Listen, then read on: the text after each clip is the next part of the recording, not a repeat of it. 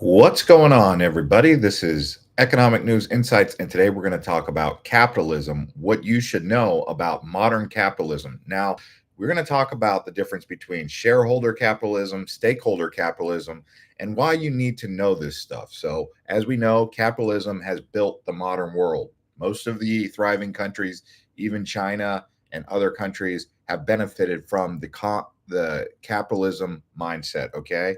Not communism, but not everyone agrees how this should work, right? So, should businesses serve their shareholders or everyone they impact? And that's what we're going to break down here in this video. So, quick recap: what is capitalism? Capitalism is a system where private businesses operate for private or profit. Okay. So, they're operating in free markets, and the main goal is to make money and get a profit. So, over the centuries, it's evolved into trade, colonialism, industrial revolutions, tech revolutions like we see right now, stock markets, Wall Street, Amazon, everyone who benefits from this. And sometimes they even have monopolies, and there's laws in place to stop monopolies. That's called antitrust laws. But let's talk about two types of capitalism that you should know. So there's shareholder capitalism, stakeholder capitalism. In shareholder capitalism, the main mission is simple: grow the company and maximize returns for investors. That's why it's really important that you pay attention to this channel and channels like this as we talk about how you can get in on shareholder capitalism. You could say, oh, I don't want to participate in the system. But usually people who end up in that situation, they just kind of end up on the sidelines and they end up on the outside. So you should be paying attention to how capitalism works, because this is how the world is set up. Okay. But we're going to talk about stakeholder capitalism. I think most of you who feel that way will probably be more interested in stakeholder capitalism. So the big thing here is it's driven huge economic growth, but also economic inequality and corporate scandals. Okay. So there's a little bit of corruption, there's corporate scandals, insider trading, all that stuff. But you need to be paying attention to how shareholder capitalism is. If you've got a Robinhood app, if you've got any sort of investment app, you should be trying to get in there with Apple, or they call it the Mag 7. But either way, you guys need to be paying attention to how this stuff works so that you're not part of the economic inequality at the bottom of the list. Okay. So now let's talk about shareholder capitalism or stakeholder capitalism. So stakeholder capitalism is the idea that a company should care about everyone it affects, not just investors, but workers, the planet, the environment, society, the customers. That's what stakeholder capitalism is all about. So you have shareholder capitalism. That's the people where basically they only care about whether or not they're making money, and if they're investors and their shareholders are making money. Stakeholder capitalism is more like, hey, is everyone on the planet benefiting? It's kind of got elements and components of socialism built in there. So it's basically taking the tenets of socialism but applying it to capitalism. And so many of you might say, oh, well, capitalism's bad, or you might say communism's bad or socialism's bad.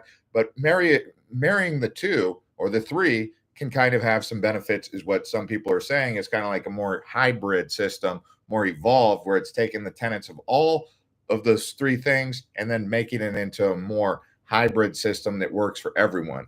And that would kind of be what stakeholder capitalism is. It's still got the word capitalism, it's still for profit. The main goal is still success, but it means that we're not hurting other things along the way. So some of you may be interested in that. But examples of this in the real world: Amazon is a classic shareholder driven business. Scale fast, cut inefficiencies, return for shareholders. You know, everyone got to get out of the way, because if Amazon's coming through, the only thing that matters is almighty Amazon, right?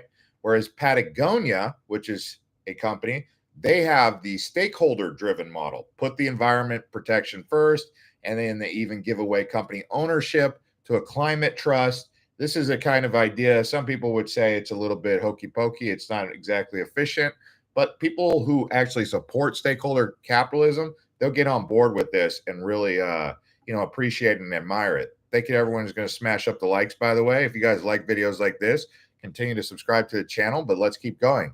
So why this debate matters and how this affects you is because depending on what is being fed, people want to go towards socialism. That's not going to happen.